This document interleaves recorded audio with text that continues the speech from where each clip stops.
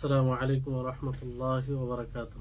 وعليكم السلام ورحمة الله وبركاته. إن الحمد لله نحمده ونستعينه ونستغفره ونعوذ بالله من شرور أنفسنا وسيئات أعمالنا من يهده الله فلا مضل له ومن يضلله فلا هادي له وأشهد أن لا إله إلا الله وحده لا شريك له وأشهد أن محمدا عبده ورسوله أما بعد فأعوذ بالله من الشيطان الرجيم بسم الله الرحمن الرحيم يا أيها الذين آمنوا لا تقدموا بين يدي الله ورسوله واتقوا الله إن الله سميع عليم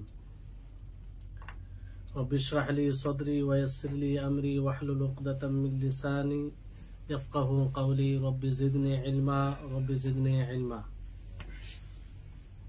সম্মানিত আজকের এই তাফসীরের ক্লাসে উপস্থিত দিন দরদি ভাই সকল, সর্বপ্রথম আমরা সকলে সেই মহান সত্তার প্রশংসা করি যিনি আমাদের সকলকে তার কালাম পাককে বোঝার জন্য আজকের এই ক্লাসে উপস্থিত হওয়ার তৌফিক দিয়েছেন। সাথে সাথে আল্লাহ তাআলা আমাদেরকে একটি বড় নেয়ামত ব্রেন মস্তিষ্ক দান করেছেন, যা দ্বারা আমরা কোরআন কারীমকে বুঝতে পারি অথবা বোঝার চেষ্টা করি। তো এই সেই সত্তার আমরা প্রশংসা করি, আমরা সকলে বলি আলহামদুলিল্লাহ। তারপরে আমাদের সকলের প্রাণ প্রিয় নবী করিম মুহাম্মদ মুস্তাফা সাল্লাল্লাহু আলাইহি ওয়াসাল্লাম, ওনার উপরে অসংখ্য শান্তির ধারা বর্ষিত হোক, যিনি আল্লাহ তাবারক ওয়া তাআলার কালামের সুস্পষ্ট ব্যাখ্যা বিশ্লেষণ করে গেছেন, যা দ্বারা আমরা এই কোরআনকে বুঝে থাকি। আমরা সকলেই বলি আল্লাহুম্মা সাল্লি আলাইহি আল্লাহুম্মা বারিক আলাইহি। আপনারা জানেন যে আজকে রবিবার, আর এই রবিবারে কোরআন কারীমের তাফসীর হয়। তো গত সপ্তাহে আমরা শুরু করেছিলাম সূরা হুজরাত। গত সপ্তাহের আলোচনায় সূরা হুজরাত এর নামকরণ এবং এই সূরাতে কি কি বিষয় রয়েছে সেগুলো বলা হয়েছিল। এই সূরার উদ্দেশ্য সমূহ তুলে ধরা হয়েছিল, আর একটি প্রথম আয়াতের কিছু ব্যাখ্যা বিশ্লেষণ করা হয়েছিল। আজকে সেই প্রথম আয়াতের যে বাকি অংশ রয়েছে সেই অংশটুকুর ব্যাখ্যা হবে ইনশাআল্লাহ। আর এই সূরাটি খুবই গুরুত্বপূর্ণ আমাদের সকলের জন্য, কারণ এই সূরাতে আপনারা পূর্বে যেমন শুনেছেন যে আদব বলা হয়েছে, যে আল্লাহ তাবারক ওয়া তাআলার সাথে আমাদের সকলের কিরূপ ব্যবহার হবে সেটা এখানে স্পষ্ট করা হয়েছে, এবং নবী করিম মুহাম্মদ সাল্লাল্লাহু আলাইহি ওয়াসাল্লামের সাথে, আর সেটা প্রথমেই বলা হয়েছে। এখানে আমরা এর পূর্বে জেনেছিলাম ইয়া আইয়ুহাল্লাযীনা আমানু লা তুকদ্দিমু বাইনা ইয়াদাইল্লাহি ওয়া রাসূলিহি, যে হে মুমিনগণ, তোমরা আল্লাহ এবং তার রাসূলের অগ্রগামী হইও না কোনো বিষয়ে, সেই কথাই হোক, কর্মে হোক, কিংবা যে কোনো বিষয়ে। তারপরে আল্লাহ তাআলা ওয়াত্তাকুল্লাহ বললেন। কি বললেন? ওয়াত্তাকুল্লাহ, যে তোমরা আল্লাহর তাকওয়া অবলম্বন করো। কি অবলম্বন করো? তাকওয়া অবলম্বন করো। তো প্রথমে আল্লাহ তাআলা খাস ভাবে বললেন, বিশেষ ভাবে, যে তোমরা আল্লাহ এবং তার রাসূলের অগ্রগামী হইও না। তারপরে আল্লাহ তাআলা আম ভাবে বললেন ওয়াত্তাকুল্লাহ, মানে আল্লাহ এবং তার রাসূলের অগ্রগামী না হওয়া এটাও তাকওয়া। এটাও কি? তাকওয়া। সেটাকে খাস ভাবে বললেন। আর তারপরে আল্লাহ তাআলা আম ভাবে, ব্যাপক ভাবে বললেন ওয়াত্তাকুল্লাহ, তোমরা আল্লাহকে ভয় করো। কারণ কোন বিষয়ে, কথাই হোক অথবা কর্মে হোক, আল্লাহ তাবারক ওয়া তাআলা ও তার রাসূলের অগ্রগামী হওয়া এটা কি? তাকওয়ার পরিপন্থী আমল। তাকওয়ার পরিপন্থী আমল। কেউ যদি কারো নিকটে আল্লাহ এবং তার রাসূলের কোনো কথা পৌঁছে যায়, তারপরেও সে নিজের কথাকে প্রাধান্য দেয়, নিজের কথাকে প্রাধান্য প্রাধান্য দেয়। তো এটা তাকওয়ার পরিপন্থী আমল নয়, পরিপন্থী আমল। বরং সবচেয়ে বড় পরিপন্থী আমল এটা। এই জন্য আল্লাহ তাবারক ওয়া তাআলা বিশেষভাবে এটা বললেন। তো ওয়াত্তাকুল্লাহ, তোমরা আল্লাহকে ভয় করো, আল্লাহর তাকওয়া অবলম্বন করো। তো এখানে আল্লাহর তাকওয়া অবলম্বন করতে এর অর্থ হচ্ছে যে আল্লাহর আযাব থেকে তোমরা নিজেকে বাঁচাও, আল্লাহর আযাব থেকে তোমরা নিজেকে বাঁচাও। আর আল্লাহর আযাব থেকে তখনই বাঁচা সম্ভব হবে যখন কোনো মানুষ আল্লাহ তাবারক ওয়া তাআলার আদেশ সমূহকে তার সন্তুষ্ট লাভের উদ্দেশ্যে এবং তার নিকটে সওয়াবের আশায় কি করবে, পালন করবে, এবং তার আযাব থেকে বাঁচার জন্য, তার শাস্তি থেকে বাঁচার জন্য তার নিষেধাজ্ঞা বিষয়সমূহ থেকে বিরত থাকবে। এটা যখন করবে তখনই তার তাকওয়া পূর্ণ হবে, সে নিজেকে জাহান্নাম থেকে বাঁচাতে পারবে, আল্লাহর আযাব থেকে বাঁচাতে পারবে। আল্লাহর নিষেধাজ্ঞা যেগুলো জিনিস রয়েছে, আল্লাহর আযাবকে ভয় করে সেগুলো থেকে বিরত থাকবে। এই জন্য দেখবেন যে এই ওয়াত্তাকুল্লাহ, ইত্তাকুল্লাহ ইয়া ইত্তাকিল্লাহ, এই শব্দতে এত প্রভাব রয়েছে, যদি আপনি উপলব্ধি করতে পারেন তাহলে বুঝতে পারবেন বিষয়টি। এই জন্য দেখবেন যারা এই বাক্যকে বুঝে, যখনই তাদের কর্ণে ইত্তাকুল্লাহ শব্দ এসে যায়, থমকে দাঁড়ায়, সে চিন্তিত হয় যে কাকে ভয় করার কথা বলা হচ্ছে এখানে। কিন্তু এর পরিবর্তে কিছু লোক আছে, যদি কিছু লোককে বলা হয় যে ইত্তাকুল্লাহ অথবা ইত্তাকিল্লাহ, যে আল্লাহকে ভয় করো, তখন সে কি মনে করে, যে মনে হয় আমি কিছু পাপ করেছি, হ্যাঁ, মনে হয় মানে আমি কিছু অন্যায় করেছি, আর সে রাগান্বিত হয়ে যায়। কি হয়, রাগান্বিত হয়ে যায়, রাগে একদম রাগান্বিত হয়ে যায় এবং অনেক কিছু বলে ফেলে। এই কারণে আপনি কাউকে বলেন আল্লাহকে ভয় করো, সে কি মনে করে যে আমি কত বড় অপরাধী, সে রাগান্বিত হয় কি হয় না? তো এই বিষয়টি কেন হয়, অথচ সে এইভাবে রাগান্বিত হওয়ার কারণ হচ্ছে, কারণ সে মিসকিন। সে কি মিসকিন, সে জানেই না যে আল্লাহ তাবারক ওয়া তাআলা বান্দাদের মধ্যে যে সর্বোত্তম ব্যক্তি, আফজালুল আম্বিয়া, সর্বোত্তম, যার আগের পূর্বে সমস্ত গুনাহ আল্লাহ তাআলা মাফ করে দিয়েছেন, তিনি কে? মুহাম্মদ সাল্লাল্লাহু আলাইহি ওয়াসাল্লাম। সেই মুহাম্মদ সাল্লাল্লাহু আলাইহি ওয়াসাল্লামকে, তাকে ভয় করার, আল্লাহ তাবারক ওয়া তাআলাকে ভয় করার আদেশ কে দিচ্ছেন? আল্লাহ তাআলা। তাহলে যিনি এই পৃথিবীর বুকে সবচেয়ে বড় মুত্তাকি, পরহেজগার, তিনাকে আদেশ দেওয়া হচ্ছে তুমি আল্লাহকে ভয় করো। যেমন আল্লাহ তাবারক ওয়া তাআলা বলেন, ইয়া আইয়ুহান নাবিয়্যু ইত্তাকিল্লাহ ওয়া লা তুতি'ল কাফিরিন ওয়াল মুনাফিকিন ইন্নাল্লাহা কানা আলিমান হাকিমা। যে হে নবী, আপনি কি করুন, আল্লাহকে ভয় করুন, কাফেরদের অনুসরণ করবেন না, আর না মুনাফিকিনদের অনুসরণ করবেন। তাহলে এখানে ভয় করার কথা কাকে বলা হলো? আল্লাহ সুবহানাহু ওয়া তাআলা কাকে বললেন? নবী করিম মুহাম্মদ সাল্লাল্লাহু আলাইহি ওয়াসাল্লাম। তাহলে বলুন যে সেই নবীকে যদি সম্বোধন করা হয়, তো আমাদের মতো পাপী, গুনাহগার, অবাধ্যকারী আমাদেরকে বললে, আমাদেরকে তো আরো বেশি বেশি করে বলা উচিত। কোন মানুষ বললে তো আরো তার শুকরিয়া আদায় করা উচিত, যে স্মরণ করিয়ে দিচ্ছে।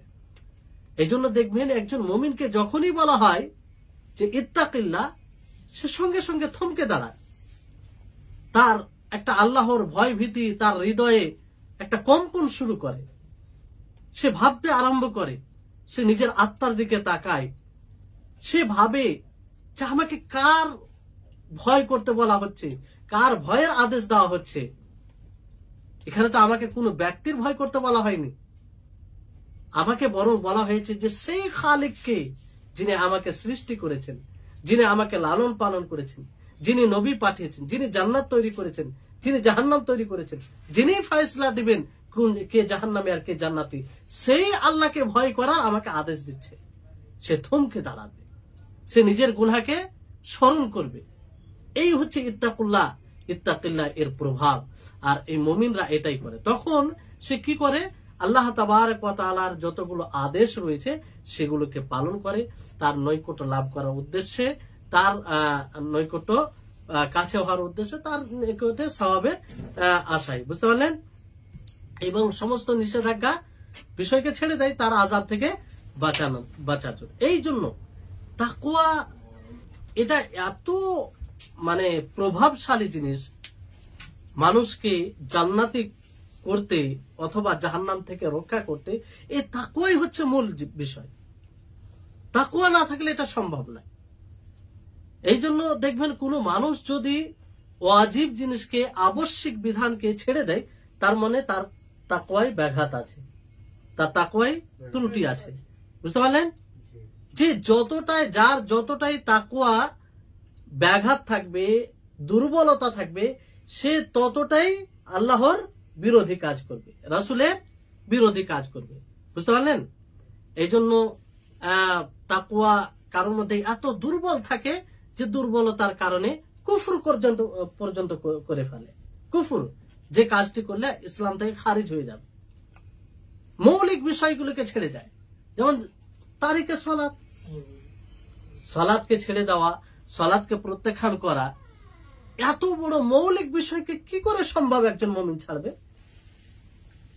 ছাড়ার একটাই কারণ হচ্ছে যে তার মধ্যে তাকওয়া নাই, আল্লাহর ভয় ভীতি নেই, বুঝতে পারলেন? সাহাবায়ে কিরাম রিজওয়ানুল্লাহি আলাইহিম আজমাইন যে সালাতের ব্যাপারে ভাবতেন যে তারা সালাত ত্যাগকারীকে কাফের মনে করতেন। কি মনে করতেন? কাফের মনে করতেন। যদিও এই বিষয়টি অনেক বিতর্ক রয়েছে, কিন্তু সাহাবায়ে কেরামদের এটা ধারণা ছিল। তো তারপরে দেখবেন যে যদি কোনো ব্যক্তি এরকম হয় যে জিনা করে, ব্যভিচার করে, তার মানে সে মুত্তাকি হতে পারেনি, তাকওয়ায় ব্যাঘাত ঘটেছে, বুঝতে পারলেন? মদ পান করে, তার মানে সে সেরকম মুত্তাকি হতে পারেনি। আত্মীয়তা ছিন্নকারী, তো এগুলো কখন ঘটে? যখন মানুষের তাকওয়ায়, আল্লাহর ভয় ভীতিতে দুর্বলতা থাকে, বুঝতে পারলেন? তো ওয়াত্তাকুল্লাহ এই শব্দটি সমস্ত বিষয়কে অন্তর্ভুক্ত করে, পুরো শরীয়তকে। ওয়াত্তাকুল্লাহ বলতে এটা নয় যে শুধু সালাত আদায় করা, না। ওয়াত্তাকুল্লাহ বলতে এটা নয় যে শুধু যাকাত প্রদান করা, জি না। ওয়াত্তাকুল্লাহ বলতে সার্বিকভাবে আল্লাহকে ভয় করা। আল্লাহ যে জীবন বিধান দিয়েছেন সেই জীবন বিধান অনুযায়ী জীবন যাপন করা, সেই অনুপাতে নিজের জীবনকে গড়ে তোলা, এটাই হচ্ছে তাকওয়া। ওয়াত্তাকুল্লাহ, আল্লাহ তাআলাকে ভয় করো, মানে এইভাবে মুহূর্ত পর্যন্ত তুমি যে কোনো কাজ করবে, যে মুহূর্তে তুমি কোনো পদক্ষেপ রাখবে, আল্লাহ তাআলাকে স্মরণ করবে যে সেটা শরীয়ত অনুযায়ী হচ্ছে কি হয় না। এটা হচ্ছে তাকওয়া, বুঝতে পারলেন? তারপরে এখানে ওয়াত্তাকুল্লাহ বলা হয়েছে, এই উপরের কথার সাথে একটা উপযুক্ত সম্পর্ক রয়েছে, বুঝতে পারলেন? যে আল্লাহ তাবারক ওয়া তাআলা প্রথমে কি বললেন? ইয়া আইয়ুহাল্লাযীনা আমানু লা তুকাদ্দিমু বাইনা ইয়াদাইল্লাহি ওয়া রাসূলিহি ওয়াত্তাকুল্লাহ। যে তোমরা, হে মুমিনগণ, মুমিনদেরকে সম্বোধন করে বলা হয়েছে যে তোমরা আল্লাহ এবং তার রাসূলের অগ্রগামী হয়ো না কোন বিষয়ে। তারপরে আল্লাহ তাআলা তাকওয়া, মানে যেটা পূর্বে বলা হলো যে আল্লাহ এবং তার রাসূলের অগ্রগামী হয়ে যাওয়া, এটা তাকওয়া বিরোধী, এটা তাকওয়া বিরোধী, তাকওয়ার দাবি নয় এটা, বুঝতে পারলেন? তারপরে আল্লাহ তাবারক ওয়া তাআলা কি বলেন?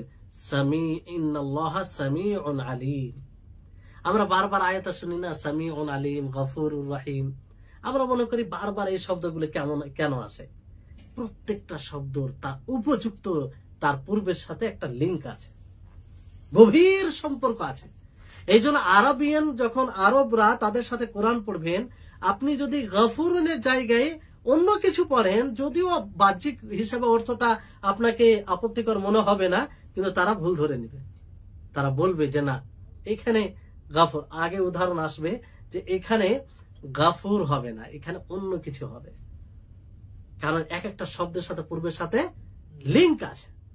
তো এখানে আল্লাহ তাআলা ইন্নাল্লাহা সামিউন আলিম বললেন, এই কথা বলার পরে যে নিশ্চয় আল্লাহ তাআলা তিনি তিনি শুননেওয়ালা এবং তিনি জাননেওয়ালা। তো সামি বলতে আল্লাহ তাআলা সবকিছু শুনেন, যা বলে। ইন্নাল্লাহা সামিউন, যা তোমরা বলো সবকিছু আল্লাহ তাআলা শুনছেন। আর আলিম বলতে যা কিছু বলে এবং যা কিছু করে, যা কিছু বলে সেটাও আল্লাহ তাআলা জানেন, আর যা কিছু করে সেটাও আল্লাহ তাআলা জানেন। তাহলে সমস্ত কিছুকে আল্লাহর ইলম, আল্লাহর জ্ঞান পরিবেষ্টন করে আছে। কোন জিনিস আল্লাহর জ্ঞান থেকে খালি নেই, দূরে নেই। সমস্ত কিছু আল্লাহর জ্ঞানের মধ্যে রয়েছে এবং আল্লাহ তাবারক ওয়া তাআলা সবকিছু জানেন। এখানে সামি আল্লাহ তাআলা বলেছেন, ইন্নাল্লাহ সামিউন আলিম, আল্লাহ তাআলা তিনি শুননেওয়ালা। তো এই শোনা কয়েক প্রকারের। এই বিষয়টি এই জন্য আপনাদেরকে বলি যে আমরা অনেক সময় শুনি, অনেক সময় এমন জায়গায় সামি ব্যবহার করা হয় যে মনে করি যে এটা কেমন কি অর্থ, না বুঝার কারণে এটা হয়।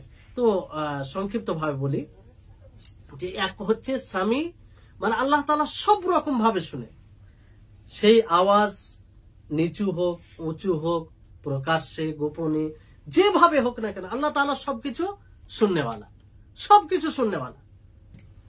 যেমন আপনারা সেই ঘটনাটি শুনেছেন সূরা মুজাদালায়, জেহার যখন এক মহিলা তর্ক করেন যে তার স্বামী তাকে জেহার করেছিল না, এতে বলা হয়েছে যে কদ সামি আল্লাহু কাওলাল্লাতী তুজাদিলুকা ফি যাওজিহা ওয়া তাশতাকি ইলাল্লাহ। বুঝতে পারলেন? তো আল্লাহ তাবারক ওয়া তাআলা তাদের তর্ক, তাদের কথাবার্তা আল্লাহ তাআলা শুনেছেন। অথচ আয়েশা রাদিয়াল্লাহু তাআলা আনহা তিনি বলছেন যে আমি সেই রুমেই ছিলাম, সেই ঘরেই ছিলাম, আমি অনেকগুলো কথা শুনতে পাইনি, কিন্তু আমার মহান আল্লাহ তিনি সবকিছু শুনেছেন। তিনার শোনা কতটা প্রশস্ত, তিনি সবকিছু শুনেন। এই জন্য এই যে এই কথাগুলো কেন বলছি, বলার এইভাবে যদি আমরা এই অর্থগুলোকে জানি যে আল্লাহ তাআলা সামি এই ধরনের, তাহলে এর প্রভাব পড়বে আমাদের ব্যক্তিগত জীবনে, আমাদের প্র্যাকটিক্যাল জীবনে প্রভাব পড়বে। এই জন্য বলা হয় যে আসমা ও সিফাত, আল্লাহ তাবারক ওয়া তাআলার আসমা, নাম এবং গুণকে যত যে বুঝবে, যত জ্ঞান অর্জন করবে, ততই তার জীবন ধন্য হবে, অথবা ততই সে আল্লাহকে ভয় করবে। বুঝলেন? তো এক কথায় আল্লাহ তাবারক ওয়া তাআলা সবকিছু শুনেন, কিছুই গোপনে নেই। তো এই সাম শব্দ শোনা, এটা তিন প্রকারে ব্যবহার। কয় প্রকারে? তিন প্রকারে। একটা হচ্ছে যে আল্লাহ তাআলা সবকিছু শুনেন, যেটা আপনারা শুনেন, সবকিছুকে পরিবেষ্টন করে আছে, কোন জিনিস আল্লাহর শ্রবণ থেকে দূরে নেই। বুঝতে পারলেন? দ্বিতীয় হচ্ছে কখনো আল্লাহ তাআলা এই সাম শব্দ ব্যবহার করেন ধমকি দেওয়ার জন্য। কিসের জন্য? ধমক দেওয়ার জন্য। যেমন আল্লাহ তাআলা বলেন লাকাদ সামি আল্লাহু কাওলাল্লাযীনা ক্বালু ইন্নাল্লাহা ফাকীরুন ওয়া নাহনু আগনিয়া। আল্লাহ তাআলা শুনেন, তাদেরকে ধমক দিয়ে বলছেন তাদের কথা যারা বলে যে আল্লাহ তাআলা নাউযুবিল্লাহ ফাকীর, অভাবগ্রস্ত, ওয়া নাহনু আগনিয়া, আর আমরা অভাব মুক্ত ধনী। তো এটা কি ধমক স্বরূপ আল্লাহ তাআলা বলেছেন। বুঝতে পারলেন? তারপর আরেকটি অর্থ ব্যবহার হয়, সেটি হচ্ছে তায়িদ করার জন্য, সমর্থন। আসলে শোনার অর্থে নয়, সমর্থন করার অর্থে। যেমন লা তাখাফা ইন্নানি মাআকুমা আসমাউ ওয়া আরা, যে তোমরা দুজন ভয় করো না, আমি তোমাদের সাথে আছি, আমি শুনি ও দেখি। তো এখানে সমর্থন করা, এখানে কি সমর্থন করা। তারপরে আরেকটি যেটা বেশি অর্থে আরেকটি ব্যবহার হয় যে কবুল করার অর্থে। কিসের অর্থে? কবুল করার অর্থে ব্যবহার হয়। যেমন আমরা সালাতে কি বলে থাকি? সামি আল্লাহু লিমান হামিদা, যে আল্লাহ তাআলা শুনেন ওই ব্যক্তি যে আল্লাহর প্রশংসা করে। তা আল্লাহ তাআলাকে শুনেন, আল্লাহ তাআলা সবকিছু শুনেন, শুধু হামদিকে শুনেন আল্লাহ তাআলা না, মানে আল্লাহ তাআলা কবুল করেন, তাকে সওয়াব, তাকে নেকি দেন, প্রতিদান দেন, এই অর্থে ব্যবহার করা হয়েছে। এই জন্য ইন্নাল্লাহা সামিউদ দুআ, ইন্নাল্লাহা সামিউদ দুআ, যে আল্লাহ তাআলা তিনি দোয়া কবুল করনেওয়ালা, তিনি দোয়ার ডাকে সাড়া দেন। বুঝতে পারলেন? তো এই অর্থে ব্যবহার হয়। তারপরে আল্লাহ তাআলা আলিম শব্দ ব্যবহার করেছেন। আলিম মানে এই আল্লাহ তাআলার প্রশস্ত জ্ঞান, আল্লাহ তাআলার প্রশস্ত জ্ঞান। যেমন আল্লাহ তাআলা বলেন লিতাআলামু আন্নাল্লাহা আলা কুল্লি শাইইন কাদির ওয়া আন্নাল্লাহা ক্বাদ আহাতা বিকুল্লি শাইইন ইলমা, যে যাতে তোমরা জানো যে আল্লাহ তাবারক ওয়া তাআলা প্রত্যেকটা জিনিসের উপরে কাদির, তিনি শক্তি রাখেন। আর আল্লাহ তাআলা প্রত্যেকটি বিষয়কে পরিবেষ্টন করে আছে কিসে? জ্ঞানে। বুঝলেন? আচ্ছা বলুন তো, কোন সঠিক বিবেক সম্পন্ন লোক যদি আল্লাহ তাবারাক ওয়া তাআলাকে যে সামি এর ব্যাখ্যা দিলাম এই অর্থে যদি তার উপরে ঈমান রাখে, আলিম যে অর্থটা বললাম যে আল্লাহ তাআলার জ্ঞান থেকে কোন জিনিস বাইরে নয়, এই অর্থে যদি তার উপরে ঈমান নিয়ে আসে যে তিনি সামি, তিনি আলিম, তিনাকে যখন বলা হবে যে আল্লাহ তাআলা সামি, তখন সেই এমন কোন কথা বলবে যে কথা শুনে আল্লাহ তাআলা অসন্তুষ্ট হবে? বলবে না। যদি আল্লাহ তাআলাকে সেই আলিম বলে বিশ্বাস রাখে, তাহলে সে এমন কোন কর্ম করবে যে কর্ম দ্বারা আল্লাহ তাআলা অসন্তুষ্ট হবে? করবে না। কারণ সে দৃঢ় বিশ্বস্ত হবে যে আল্লাহ তাআলা আমার সম্পর্কে জ্ঞাত, তিনি জানেন, আমি পার হতে পারি না। তো আমরা যে এই কাজগুলো করে থাকি একমাত্র কিসের কারণে? এই আলিম ও সামির উপরে বিশ্বাস না থাকার কারণে। বুঝতে পারলেন? তো এর প্রভাব রয়েছে। আল্লাহ তাবারক ওয়া তাআলা বারবার আয়াতে এই কথা কেন বলেন? এই উপকারিতার জন্য, যাতে আল্লাহ তাআলাকে সেই আলিম বলে জানি, সেই সামি বলে আমরা বিশ্বাস রাখতে পারি। ফলে যখনই কোনো ব্যক্তি কেউ স্মরণ করিয়ে দিবে, যখনই আমরা স্মরণ করবো যে আল্লাহ তাআলা সামি, আল্লাহ তাআলা আলিম, তখন আমরা নিজেকে সংযত রাখবো। কারণ আল্লাহ তাআলা সবকিছু শুনছেন, আল্লাহ তাআলা সবকিছু দেখছেন। এটার হচ্ছে প্রভাব। কিন্তু আমরা কখনো ভাবি না আসমা ও সিফাত সম্পর্কে তো আমরা জ্ঞানহীন। বাস্তবে যদি দেখা যায় আমাদের সমাজে বেশিরভাগ আপনি ভারত, পাকিস্তান, বাংলাদেশ সাধারণ মানুষ দেখবেন যে আসমা ও সিফাত সম্পর্কে অতি অল্প জ্ঞান। আর এই জ্ঞানের অভাবে মানুষ অন্যায় বেশি করে, আর এটা চর্চা কম হয়, আলোচনা খুব কম হয়। এই জন্য আল্লাহ তাবারক ওয়া তাআলা আসমা ও সিফাত, যেটা তাওহীদে আসমা ও সিফাত বলা হয়, এই সম্পর্কে আমাদেরকে যত দূর হয়, যত গভীর ভাবে সম্ভব আমাদেরকে জ্ঞান অর্জন করা উচিত। বুঝতে পারলেন? তাহলে এই প্রভাব পড়তে হবে। এই জন্য আল্লাহ তাবারক ওয়া তাআলা বলেন ওয়া'লামু, তোমরা জেনে নাও, আন্নাল্লাহ ইয়া'লামু মা ফি আনফুসিকুম ফাহযারু, যে আল্লাহ তাবারক ওয়া তাআলা জানেন যে যা তোমাদের আত্মায় রয়েছে, তোমাদের হৃদয়ে রয়েছে। অতএব তোমরা সতর্ক হও, তোমরা বেঁচে থাকো। এই বলার অর্থ কি বলেন তো? যে আল্লাহ তাআলা স্মরণ করিয়ে দিচ্ছে যে তুমি এরকম ভাবে গাফিল হয়ে যাও না যে আল্লাহ তাআলা না জানে আমার এই কর্মটা দেখছে কি দেখেন না। আল্লাহ তাআলা জানেন, এমনকি তুমি তোমার আত্মায় যা গোপন করে রেখেছ সেটাও আল্লাহ তাআলা জানেন। অতএব তুমি যে আত্মায় এদিক ওদিক ভাবছো, সেই বিষয়ে তুমি সতর্ক হয়ে যাও। তাহলে এইভাবে আল্লাহ তাবারক ওয়া তাআলার উপরে ঈমান নিয়ে আসতে হবে। এখানে দেখেন একটি বিষয়, যে এখানে এটা হচ্ছে সমুদ্র, এর মধ্যে যত গভীরে যাবেন তত মতি হীরা বের হবে।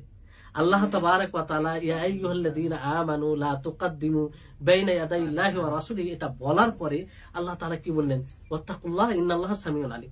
তার মানে আপনি যদি ভিতরে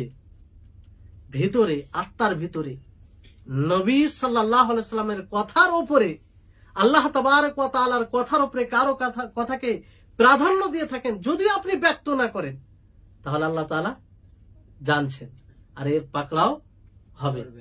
বুঝতে পারছেন? তো এই জন্য খুব সতর্ক থাকতে হবে। তাহলে এই যে আল্লাহ তাবারক ওয়া তাআলা এতগুলো নাম বারবার বলে, এর উদ্দেশ্য আমাদের সকলকে বুঝতে হবে এবং তার প্রভাব যেন আমাদের জীবনে পড়ে। তারপরে দ্বিতীয় আয়াত হচ্ছে যে ইয়া আইয়ুহাল্লাযীনা আমানু লা তারফাউ আসওয়াতাকুম ফাওকা সাওতিন নবী ওয়া লা তাজহারু লাহু বিল কওলি কাজাহরি বা'দিকুম লিবা'দ আন তাহবাতা আমালুকুম ওয়া আনতুম লা তাশউরুন। যে হে মুমিনগণ, এখানেও মুমিনদেরকে সম্বোধন করা হয়েছে। কাদেরকে? মুমিনদেরকে। এইজন্য আব্দুল্লাহ ইবনে মাসউদ রাদিয়াল্লাহু তাআলা আনহু কি বলেছিলেন?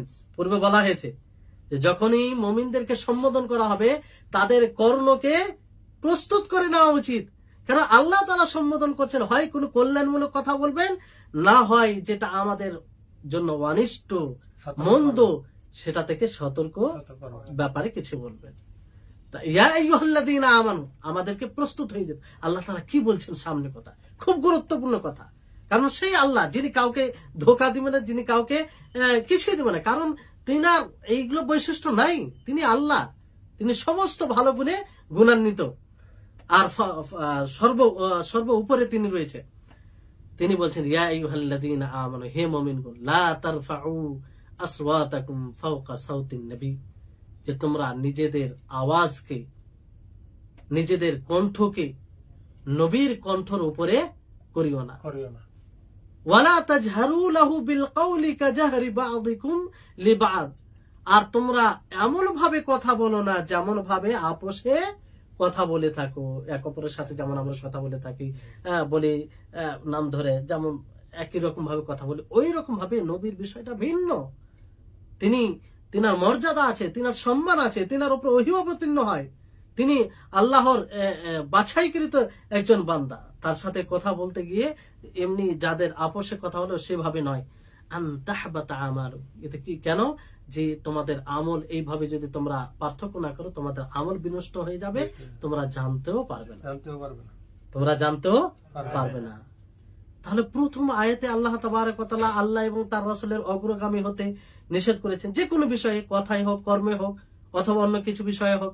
বুঝলেন, এখানে আল্লাহ তাআলা কি নিষেধ করলেন, যে তোমরা নিজেদের আওয়াজকে, কণ্ঠকে, স্বরকে নবী করিম মুহাম্মদ সাল্লাল্লাহু আলাইহি সাল্লামের কণ্ঠের উপরে করিও না। বুঝলেন, যদিও আপনি হালালকে হারাম করেন না কিংবা হারামকে হালাল করেন না, আসলে এখানে আওয়াজ উঁচু করিয়েন না, কি করিয়েন না, আওয়াজ উঁচু করিয়েন না। আল্লাহ তাবারক ওয়া তাআলা এই কথা বলেন, লা তারফাউ আসওয়াতাকুম ফাওকা সাওতিন নবী। বুঝলেন, যখন আপনি নবী সাল্লাল্লাহু আলাইহি সাল্লামকে সম্বোধন করবেন, তো আপনার আওয়াজ নিম্ন হবে, আপনার আওয়াজ নম হবে, আস্তে হবে। আর যদিও আওয়াজ আপনার উঁচু হয় প্রয়োজনে, তাহলে সবসময় খেয়াল রাখতে হবে যে তার যেন আওয়াজের নিচেই হয়, জোরে না হয়। বুঝলেন, এই জন্য আল্লাহ তাআলা বলেন লা তারফাউ আসওয়াতাকুম ফাওকা সাওতিন নবী, নবী সাল্লাল্লাহু আলাইহি সাল্লামের আওয়াজের উপরে। তারপরে ওয়ালা তাজহারু লাহু বিল কওলি কাজাহরি বা'দিকুম লিবা'দ, যে তোমরা যেমন আপোষে এক অপরকে ডাক দিয়ে থাকো, এইভাবে যেমন আমরা নিজের বন্ধুদেরকে কেমন ভাবে ডাকি, ভাইদেরকে কেমন ভাবে ডাকি, নাম ধরে, যে খালিদ এসো, খালিদ ভাই এসো, এইভাবে ডাকি কি ডাকি না? তো এরকম ভাবে নয়, কারণ তিনি নবী, তার সাথে আদবের সাথে কথা বলতে হবে, তার সম্মান বজায় রেখে কথা বলতে হবে, যে সম্মানের তিনি উপযুক্ত, যে সম্মানে তিনি উপযুক্ত। এই জন্য আল্লাহ তাবারক ওয়া তাআলা অন্য জায়গায় বলেছেন লা তাজআলু দুআ আর-রাসূলি বাইনাকুম কাদুআই বা'দিকুম বা'দা, যে তোমরা রাসূলকে এমন ভাবে ডাকো না যেমন ভাবে তোমরা এক অপরকে ডেকে থাকো। সরাসরি এখানে আল্লাহ তাবারক ওয়া তাআলা এইভাবে বলছেন। বুঝলেন? তাহলে নবী সাল্লাল্লাহু আলাইহি সাল্লামকে যখন সম্বোধন করা হবে কিংবা নবী সাল্লাল্লাহু আলাইহি সাল্লামের ব্যাপারে কোনো কথা হবে, তো এই বিষয়টি খেয়াল রাখতে হবে। এই জন্য আল্লাহ তাবারক ওয়া তাআলা অন্য আয়াতে এইভাবে বলেন ইয়া আইয়ুহাল্লাযীনা আমানু ইসতাজিবু লিল্লাহি ওয়া লির-রাসূলি ইযা দাআকুম লিমা ইউহয়িকুম, যে হে মুমিনগণ, যখনই তোমাদেরকে আল্লাহ এবং রাসূলের জন্য ডাক দেওয়া হবে, যে তোমাদেরকে নতুন জীবন কিংবা প্রাণবন্ত করার জন্য, তখন তোমরা সাড়া দেবে। তো এখানেও যখনই ডাক দেওয়া হবে সে ডাকে সাড়া দিতে হবে, মানে আগে পিছে করলে হবে না। বুঝতে পারলেন? এখানে যে একটি বিষয় বলা হয়েছে যে আনতাহবাতা আমালুকুম আনতুম লা তাশউরুন, যে যদি কোনো ব্যক্তি এরকম করে তাহলে তার আমল কি হবে? বিনষ্ট হবে। আল্লাহ তাবারক ওয়া তাআলা প্রথমে নবী সাল্লাল্লাহু আলাইহি সাল্লামের আওয়াজের তুলনায় উঁচু আওয়াজ করতে নিষেধ করলেন, এবং আপোষে যেমন ভাবে আমরা এক অপরকে ডেকে থাকি সেভাবে ডাকতে আল্লাহ তাআলা কি করলেন? নিষেধ করলেন। তাহলে এই ডাক যদি কেউ নবী সাল্লাল্লাহু আলাইহি সাল্লামকে ডাক দেয় উঁচু আওয়াজে, অথবা নবী সাল্লাল্লাহু আলাইহি সাল্লামের কথার উপরে আওয়াজ উঁচু করে, নবী সাল্লাল্লাহু আলাইহি সাল্লামকে ছোট মনে করে, তুচ্ছ মনে করে, ওই মানে এখন তো নবী সাল্লাল্লাহু আলাইহি সাল্লাম জীবিত নেই, নবীর হাদিস আসার পরেও কেউ যদি নিজের মতকে, আসবে আগে সামনে, যে নিজের মতকে প্রাধান্য দেয়, আর সেখানে ভাবনা এটা থাকে যে নবী সাল্লাল্লাহু আলাইহি সাল্লামের কথা গুরুত্বপূর্ণ নয় কিংবা অনুত্তম, তাহলে সে তার আসলে কি হয়ে যাবে? আমল বিনষ্ট হয়ে যাবে, আমল বিনষ্ট হয়ে যাবে। বুঝতে পারলেন? তাহলে এই হচ্ছে বিষয়। এই আয়াতটি যখন নাজিল হয়, সাহাবায়ে কেরাম রিজওয়ানুল্লাহি আলাইহিম আজমাইন, ওনাদের ঘটনা শুনলে আপনি অবাক হবেন। আল্লাহ তাআলা এমনিতেই তাদেরকে বাছাই করেননি, যে নবী সাল্লাল্লাহু আলাইহি ওয়াসাল্লামের সঙ্গী হিসাবে তাদেরকে বাছাই করেছেন।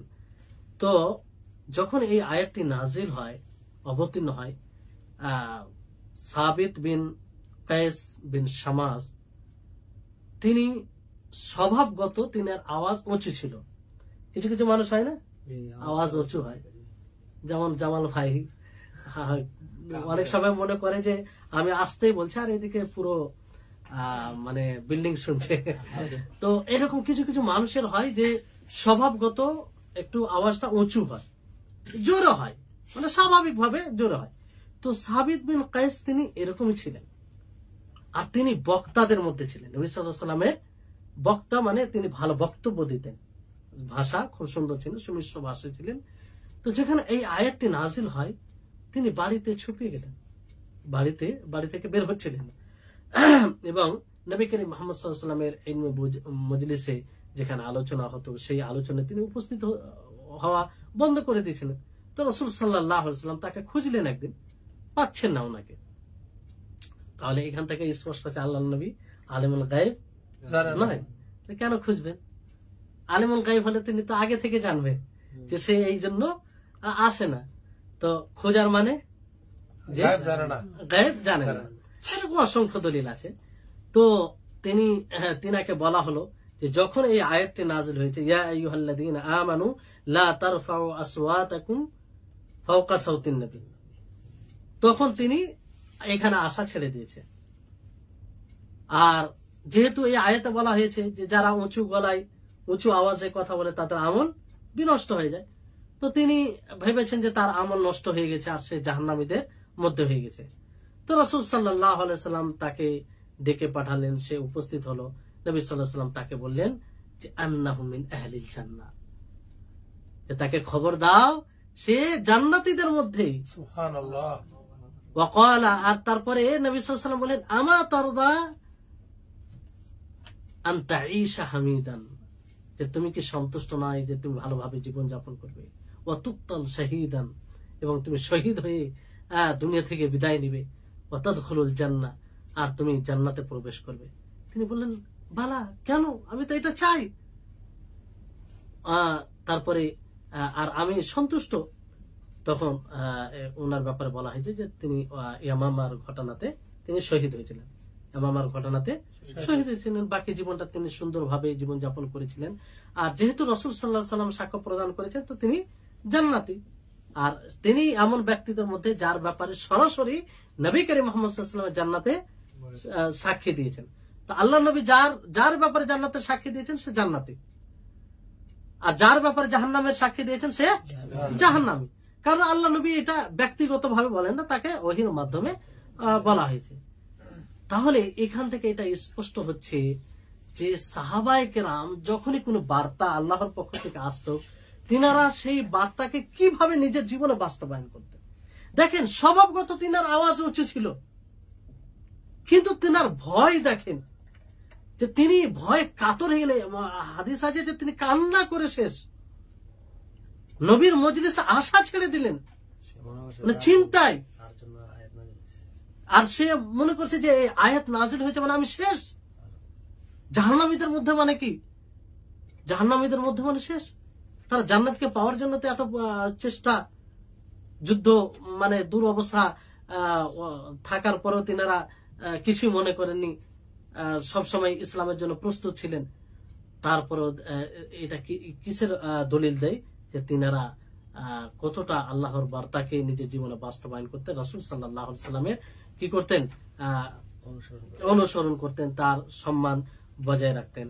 তারপরে এখানে যেহেতু বলা হয়েছে যে তোমরা যেমন আপোষে এক অপরকে ডাকো, ওইভাবে ডাকো না, যেমন আমরা আপোষে এক অপরকে ডেকে থাকি ওইভাবে না, বরং আদবের সাথে ডাকতে হবে। কিসের সাথে ডাকতে হবে? আদবের সাথে ডাকতে হবে। তো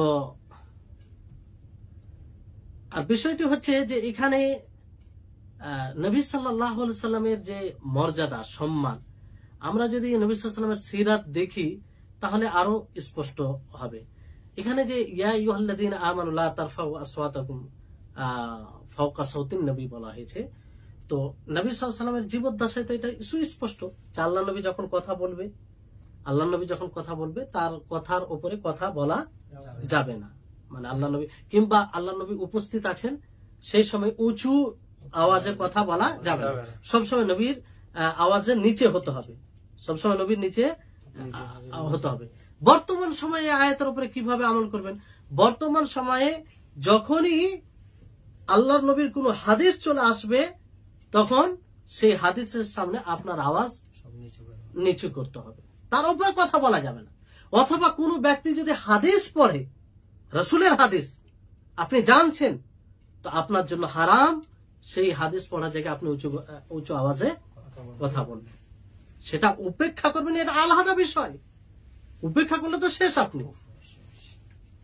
তো এখন কারণ নবী সাল্লাল্লাহু আলাইহি ওয়াসাল্লাম নিজের জীবদ্দশায় যতটা সম্মানিত ছিলেন, তিনি মারা যাওয়ার পরেও দুনিয়া ছেড়ে চলে গেছেন, তারপরেও অতটাই সম্মানিত। যেমন ভাবে তিনার জীবদ্দশা সম্মান করা হয়েছে, অনুরূপ ভাবে এখনো সম্মান করা হবে। কিন্তু বড় দুঃখের বিষয়, দেখবেন যে আমাদের মাঝে কিছু লোক রয়েছে যারা তাকলিদের জালে ফেসে আছে, অন্ধ অনুসরণ, যে আমার ইমাম বলেছে, আমার মাযহাব বলেছে, আমার প্রিয় শেখ বলেছে, আমার কাছের লোক বলেছে। আর সেই ধরনের লোকের সামনে বিশুদ্ধ সূত্র দ্বারা সঠিক হাদিস পরিবেশন করা হয়, অথচ বলে যে না, ইমামের ফতোয়া তো এটা নেই। বড় দুঃখ হয় যে আলেম হয়েও মানুষের কাছে আলেম নামে পরিচিত, হাদিস পড়ায়, হাদিস পড়িয়ে পড়িয়ে প্রায় পুরো জীবনটা শেষ করে ফেলেছে। শেষ জীবনে এই বাক্য বলে আসছে যে হাদিসে তো এটা আছে, কিন্তু আমাদের মাযহাবে এটা ফতোয়া নেই। তাহলে তারা কি এই আয়াতগুলো কি পড়ে না? তারা কি এই আয়াতগুলো কি বুঝে না যে আল্লাহ তাবারক ওয়া তাআলা এইভাবে আয়াত নাযিল করে কি বলতে চাইছেন? তাহলে কি অর্থ দাঁড়াবে এই আয়াতগুলো? যদি যে কোনো আয়াত নবী সাল্লাল্লাহু আলাইহি ওয়াসাল্লামের, আপনি বলছেন যে হাদিস বিশুদ্ধ, তারপরে বলছেন যে আমার ইমামের ফতোয়া নেই, এর বিপরীত ফতোয়া আছে, এই জন্য এই হাদিসের উপর আমল করা হবে না। এটা তো নবী সাল্লাল্লাহু আলাইহি ওয়াসাল্লামের কথাকে উপেক্ষা করা ছাড়া কিছু নেই। তাহলে এই বিষয়টি খুব ভালোভাবে দেখা উচিত। আর এতে ঈমান চলে যাবে কিংবা ইসলাম থেকে খারিজ হয়ে যাওয়ারও সম্ভাবনা আছে। কারণ যখন মানুষ জেনে বুঝে উপেক্ষা করবে রাসূলের হাদিস বিশুদ্ধ সূত্র দ্বারা প্রমাণিত হওয়ার পরেও, তো এটা খুব ভয়ঙ্কর বিষয় দাঁড়াবে, বুঝতে পারলেন? তারপরে আরো কিছু বিষয় রয়েছে যে এখান থেকে, এই আয়াত থেকে এটা স্পষ্ট হচ্ছে যে কিয়াস, একটা কিয়াস দলিল আছে কি নেই? কটা দলিল ইসলামের? কোরআন, হাদিস, ইজমা, কিয়াস, চারটি জিনিস না? তো সব সময় কাকে আগে করতে হবে? নাস, দলিলকে, তারপর কিয়াস আছে। যদি দলিল না পাওয়া যায় তখন কিয়াস, ইজমা না পাওয়া যায় তখন কিয়াস করতে হবে, বুঝতে পারলেন? তারপর এখানে আর একটা সূক্ষ্ম বিষয় যেটা আমরা অনেক সময় ভাবি না, আর যেটা বেশিরভাগ মানুষের এরকম মেজাজ হয়ে আছে, সেটা কি? এই আয়াত দ্বারা এটা স্পষ্ট হচ্ছে যে আমাকে আপনাকে দলিল জেনে আমল করতে হবে। আমি আমল করার পরে আমার আমলের মাফিক দলিল খুঁজলে হবে না। কথাটা বুঝতে পারছেন? যে আমি আমল করেছি যাতে আমার আমলটা সঠিক হয়, এই জন্য দলিল খুঁজবো, তা নয়। এটা করতে হবে না। বরং আগে আপনি দলিল দেখবেন, আগে আপনি শরীয়ত দেখবেন, তারপর আমল করবেন। বুঝতে পারছেন কথাটা? এই আয়াত থেকে এটা স্পষ্ট হচ্ছে কি হয় না? যে আপনি সর্বপ্রথম দেখবেন যে শরীয়ত কি বলছে। আপনি যে কোনো আমল করতে যাবেন, আগে শরীয়তের দিকে তাকাবেন, কোরআন কি বলছে, হাদিস কি বলছে, তারপর আমল করবেন। আপনি আমল করে কোরআন হাদিসের দিকে দেখবেন না। বর্তমান সময় কি হচ্ছে? যে আগে আমল করে নিচ্ছে, তারপর বিভিন্ন ওলামার কাছে ফতোয়া জিজ্ঞাসা করছে। এই আলেমকে জিজ্ঞাসা করলো, দেখছি আমার মতের সাথে মত খায় না, আর একজন আলেম, ওনার সাথে হয় না, আর একজন আলেম, যেমন নিজের সমর্থনে কোনো ফতোয়া পেয়ে যা, অমুক শেখ বলেছে, অমুকই, তখন তার নাম, তার প্রশংসার একটা বাঁধ বেঁধে প্রচার করে দিল। এটা তো প্রবৃত্তির অনুসরণ। তাহলে এই আয়াত থেকে এটা স্পষ্ট হচ্ছে যে আগে কোরআন হাদিস দেখতে হবে, তারপর আমল করতে হবে, বুঝতে পারলেন? তাহলে এই চিন্তাধারা আমাদেরকে দূর করতে হবে। তারপরে এখান থেকে আরো একটা বিষয় স্পষ্ট হচ্ছে, সেটা হচ্ছে যে আল্লাহর ইতাআতের জন্য রাসূলের ইতাআত জরুরি। তো যারা আহলে কোরআন, যারা নিজেকে আহলে কোরআন দাবি করে যে আমরা কোরআনের উপর আমল করি, তাদের খণ্ডন হচ্ছে কি হয় না? এখানে আল্লাহ তাআলা কি বলছেন? শুধু তো এটা বলতে পারতেন, ইয়া আইয়ুহাল্লাযীনা আমানু লা তুকাদ্দিমু বাইনা ইয়াদাইল্লাহি, রাসূল নাও বলতে পারতেন, কিন্তু আল্লাহ তাআলা রাসূল বললে কি বললেন না? তারপরে লা তারফাউ আসওয়াতাকুম ফাওকা সাউতিন নবী, নবী সাল্লাল্লাহু আলাইহি ওয়াসাল্লামের বিশেষ, তার ব্যাপার বিশেষ ভাবে বললো। তার মানে আল্লাহর ইতাআত রাসূলের ইতাআত ছাড়া সম্ভব নয়, বুঝতে পারলেন? তো আরো কিছু বিষয় ছিল, তো যাক একটা বিষয় বলে শেষ করবো আজকে। ছোট্ট বিষয়টি হচ্ছে যে আল্লাহ নবী করিম মুহাম্মদ সাল্লাল্লাহু আলাইহি ওয়াসাল্লামের মর্যাদা বজায় রাখতে হবে, কারণ আল্লাহ তাবারক ওয়া তাআলা তিনিও বিশেষ মর্যাদা দিয়েছেন, পার্থক্য করেছেন। পূর্বে যে নবী আম্বিয়া ছিলেন তাদের সাথে তাদেরকে সম্বোধন করতে গিয়ে আর নবী সাল্লাল্লাহু আলাইহি ওয়াসাল্লামকে সম্বোধন করতে গিয়ে পার্থক্য করেছেন। যেমন আল্লাহ নবীকে যখনই সম্বোধন করা হয়েছে ইয়া আইয়ুহান নবী, ইয়া আইয়ুহার রাসূল, ইয়া আইয়ুহাল মুজাম্মিল, ইয়া আইয়ুহাল মুদ্দাসসির নাম নিয়েছেন, কি বলেছেন? যে হে নবী, হে রাসূল, হে চাদর আবৃতকারী, এইভাবে। কিন্তু পূর্বের নবীদেরকে ওয়াকুল্লা ইয়া আদম, ওয়া নাদাইনাহু আইয়া ইব্রাহিম, ক্বালা ইয়া নূহু ইন্নাহু লাইসা মিন আহলিক, কিলা ইয়া নূহু বিত, বুঝলে? তাহলে নাম নিয়েছে। তো আল্লাহ তাবারক ওয়া তাআলা নিজেই এটা কিসের জন্য? আল্লাহ তাআলা তো যা কারো নাম নিবেন, কারণ তার মানে কেউ জিজ্ঞাসা করা কেউ নেই, কিন্তু আল্লাহ তাআলা মানুষের জন্য এটা স্পষ্ট করেছেন যে নবী করিম মুহাম্মদ সাল্লাল্লাহু আলাইহি ওয়াসাল্লামের বিষয়টি ভিন্ন, বুঝতে পারলেন?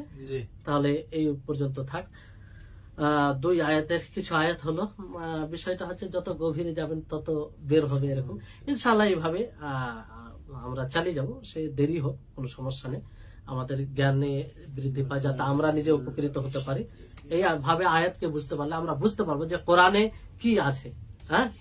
তো আল্লাহ তাআলা যেন আমাদের সকলকে আল্লাহ তাবারক ওয়া তাআলার বাণীকে বুঝার এবং সেই মতো জীবন যাপন করার তৌফিক দান করেন। ওয়া আখির দাওয়ানা আনিল হামদুলিল্লাহি রাব্বিল আলামিন। আসসালামু আলাইকুম ওয়া রাহমাতুল্লাহি ওয়া বারাকাতুহু। ওয়া আলাইকুম আসসালাম ওয়া রাহমাতুল্লাহি ওয়া বারাকাতুহু।